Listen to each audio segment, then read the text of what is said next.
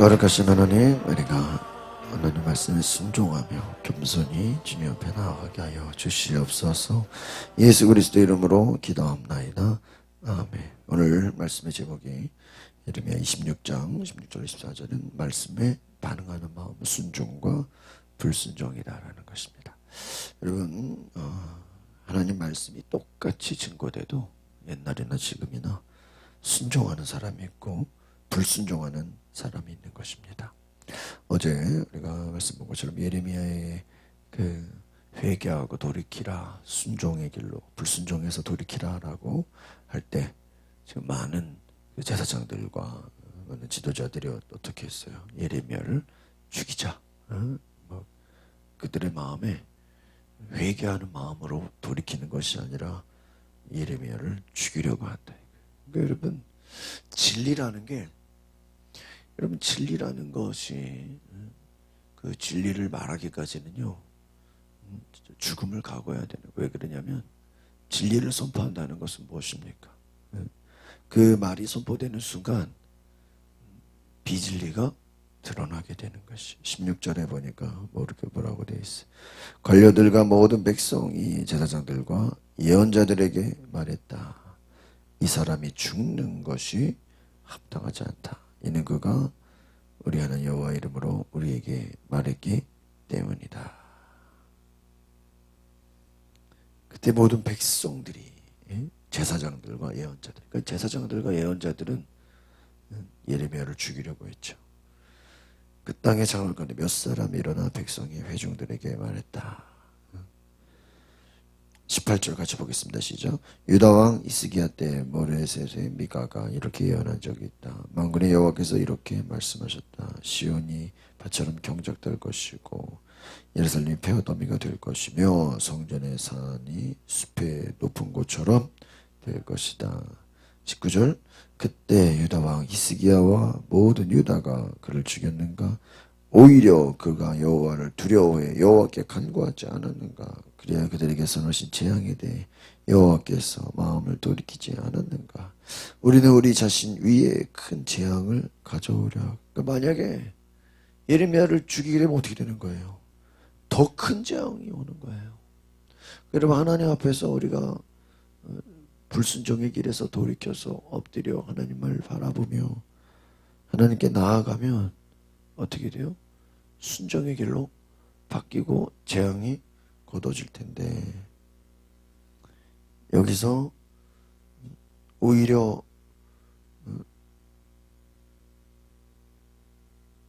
돌이키지 않으면 어떻게 돼요?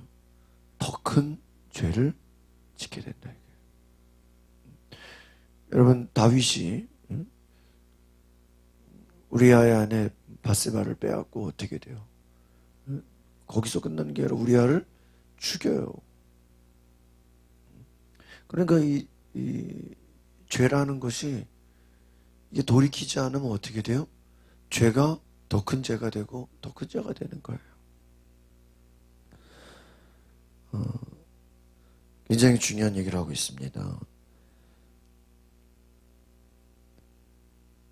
우리가 하나님께 돌아가면, 하나님을 두려워하고 하나님께 간구하면 어떻게 돼요? 하나님께서 마음을 돌이키신다. 하나님이 마음을 돌이키신다. 여러분, 중요한 얘기입니다. 우리가 하나님 앞에 기도하고 하나님 앞에 엎드려 나아가면 하나님이 우리에게 은혜를 주시는 줄 믿습니다. 이것이 오늘 성경의 메시지예요. 제사장들과 예언자들이, 여러분 여기서 보세요. 제사장들과 예언자들이 오히려 예레미야를 살리자고 해야 되는데 어떻게 돼요? 예레미야를 죽이자 그래요. 그리고 관료들과 백성이 어떻게 해요? 예레미야를 살리자고 하는 거예요. 여러분, 예수님 당시 때도 예수님을 누가 죽였어요? 제사장들과 율법사들과 서기관들이. 그 하나님을 안다고 하는 자들이 하나님을 모욕하고 하나님의 뜻을 거역하는 거예요. 여러분, 성경에 얘기하는 게 먼저 된 자가 나중되고 나중된 자가 먼저 된다. 오히려 안다고 하는 자들이 뭐예요? 불순종한다는 거예요. 20절 보겠습니다. 여호와 이름으로 예언하는 또 한 사람이 있었는데 기라 요아림 출신이며 스마야의 아들인 우리아였다. 그는 이 성읍과 이 땅에 대해 예레미야와 같은 말로, 그 예레미야가 그 예언하는 곳에 또 누가 나타났어요? 우리아라는 같은 예언자가 나타났어. 여호야김 왕과 모든 용사들과 관료들이 또 말을 듣고 그 사람을 어떻게 해요? 죽이려고 했어. 자, 그러니까 여러분, 이 예언이라는 것, 목숨을 걸고 뭐 하는 거예요? 전하는 거예요. 잘못하다 뭐 할 수도 있어요? 죽을 수도 있는 거예요. 그러니까 여러분, 우리가 이걸 전도라고 한번 생각해 보세요. 자, 우리가 전도하다 죽을 수도 있다. 그런 마음으로 하나님의 말씀을 전하는 것이죠. 죽이려고 하니까 어떻게 해요? 너무 두려워서 이집트로 갔어요. 그러자 사람을 또 어떻게 해요? 왕이 뭐 해봐요? 이집트로 또 보내. 데려와서 여기 데려갔고, 그를 어떻게 했어요? 23절에 보니까 뭐예요? 칼로 죽이고 그의 시체를 평민들의 묘지에. 참. 여러분, 예레미야와 같은 말로 예언한 우리야, 그는 어떻게 돼요? 죽임을 당했어. 마지막 24절 시작. 그러나 사반의 아들 아이아감의 손이 예레미야와 함께 예레미야가 백성 손에 넘겨져 죽임을 당하지 않게, 하나님이 예레미야를 살리셨어.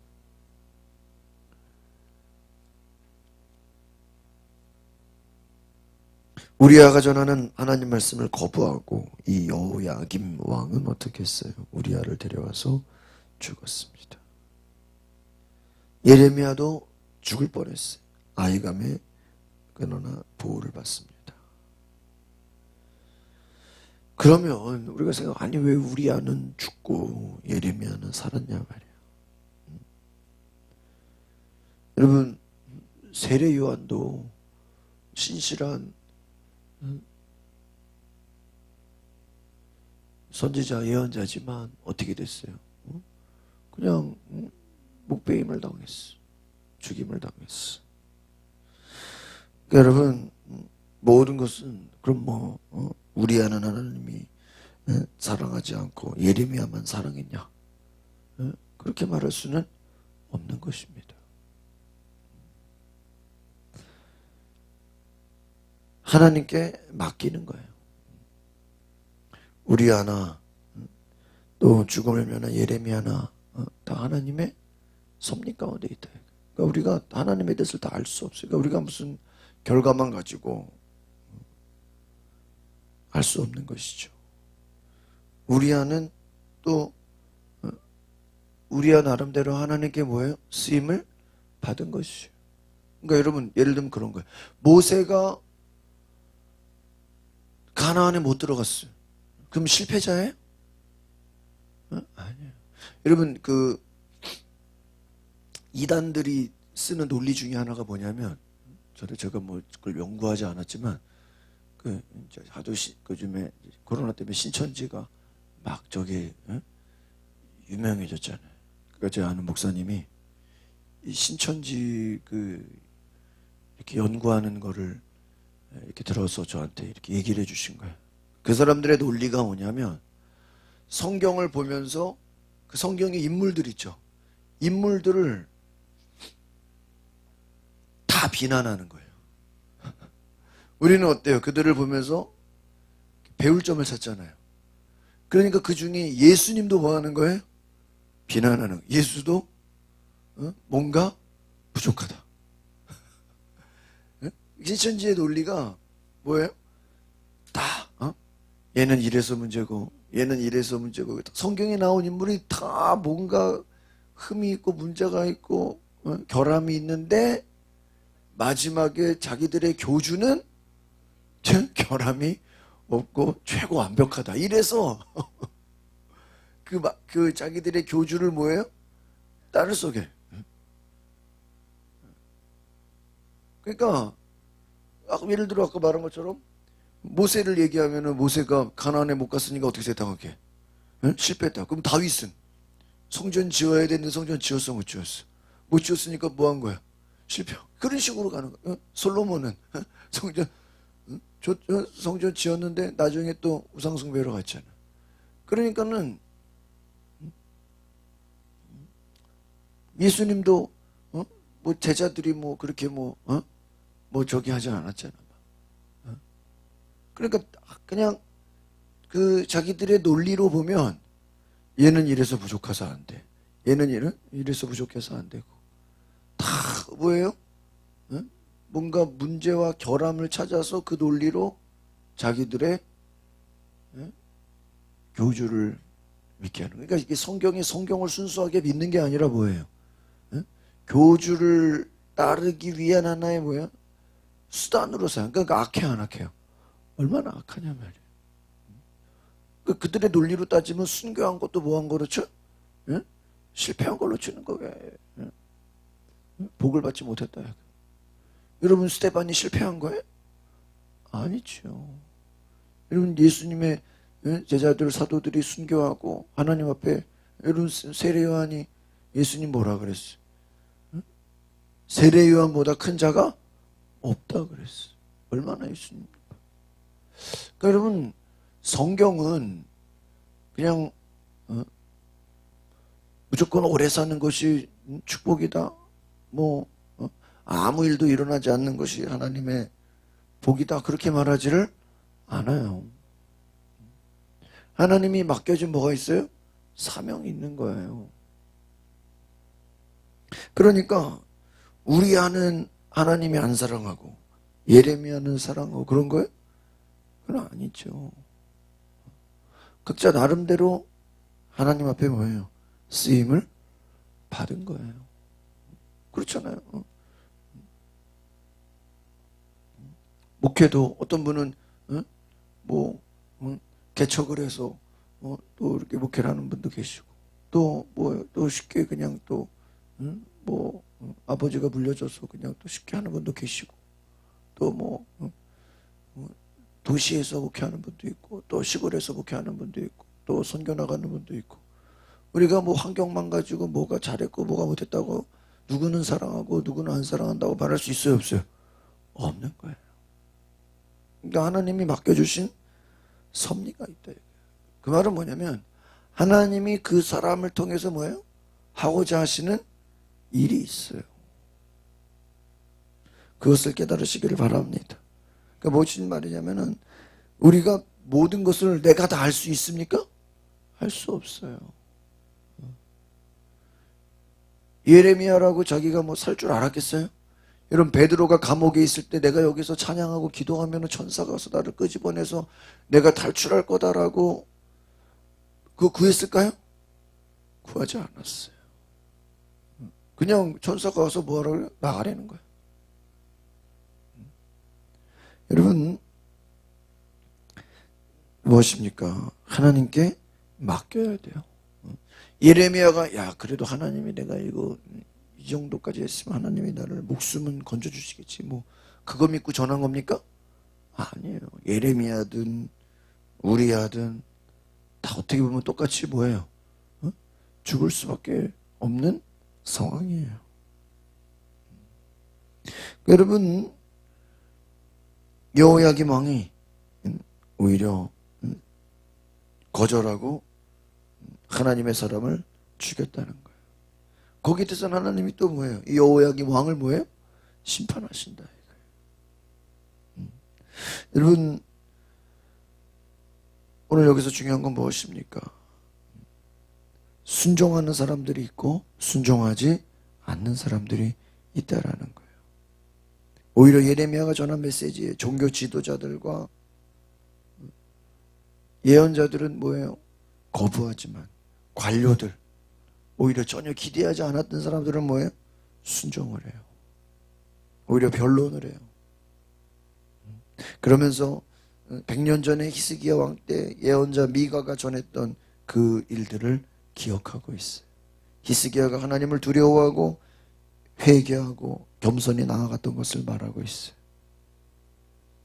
여러분 우리는 하나님 앞에 겸손함과 순종함으로 나아가야 될 줄 믿습니다. 그러니까 여러분 어떻게 보면요, 한번 따라해볼까요? 회개, 겸손, 순종, 이거는 다 같은 의미예요. 따지고 같은 그룹이에요. 동의어예요. 여러분 교만한 자가 회개하겠어요? 안 해요. 그 겸손, 회개, 순종, 이건 같은 의미예요. 보세요. 겸손한 자가 뭐 할 수 있어요? 회개할 수 있어요. 회개하는 자가 또 뭐예요? 순종하는 거예요.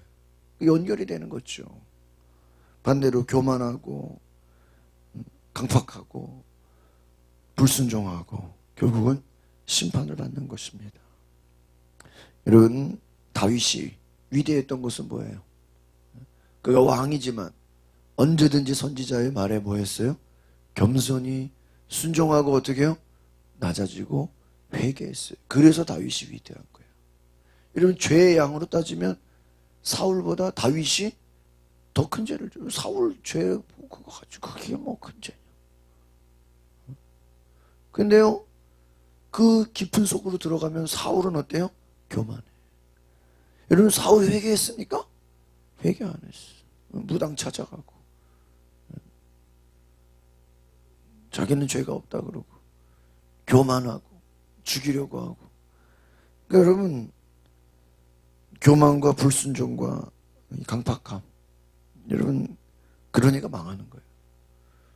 그러니까 여러분 제가 그랬죠. 망하는 것도 쉬운 게 아니다. 모든 게 맞물려야 돼요. 교만하고 불순종하고 회개하지 않고 그러니까 어떻게 돼요? 심판을 받는 거예요. 여러분 오늘 세 가지를 기억하십시오. 다시 한번 따라합시다. 회개, 겸손, 순종. 한 가지만 붙잡아도 살아요. 한 가지만 붙잡아도. 한 가지만. 겸손해도 살고요. 회개만 해도 살고요. 또 뭐예요? 순종만 해도 살아요. 근데 이거를 다 버리면 어떻게 되는 거예요? 죽는 거예요. 하나님 앞에 심판을 당하는 것이다. 여러분 오늘 우리가 똑같이 말씀을 들어도 한쪽에서는 불순종하는 사람이 있고 한쪽에서는 회개하는 사람이 있다고 했습니다.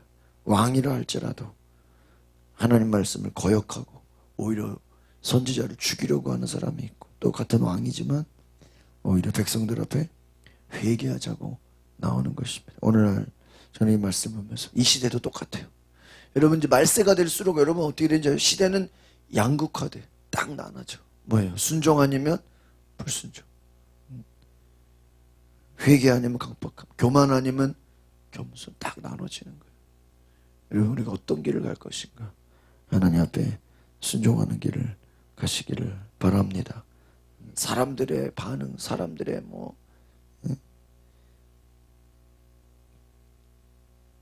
보여지는 거 생각하지 마세요. 여러분 페이지를 넘겨서 우리 하영조 목사님의 오른쪽에 있죠. 같이 한번 읽어볼까요? 시작. 빵보다 말씀을, 시류보다 진리를, 대중의 지지보다 주님을 택하는 사람이 진정한 사명자다. 참 놀라운 말이에요. 눈에 보여지는 것보다 말씀, 세상 돌아가는 그런 유행보다 진리를, 사람들의 지지를 보다는 뭐예요? 주님을 택하라. 결국은 뭐예요? 눈에 보이는 거 잡지 말고 뭐예요? 보이지 않는 하나님의 말씀, 약속을 붙잡으시기를 바랍니다. 기도하겠습니다. 거룩하신 주님, 세상은 눈에 보이는 것, 또 교만함과 강팍함과 불순종의 길로 우리를 이끌려고 하지만 하나님 앞에 겸손히 엎드려서 기도하고 낮아지고 회개하며 말씀 붙잡는 주의 백성되게 하옵소서. 예수 그리스도 이름으로 기도합나이다. 아멘. 오늘 우리가 이 시간에 기도하실 때 하나님, 나도 하나님의 음성을 듣고 순종하고 회개하고 돌이키고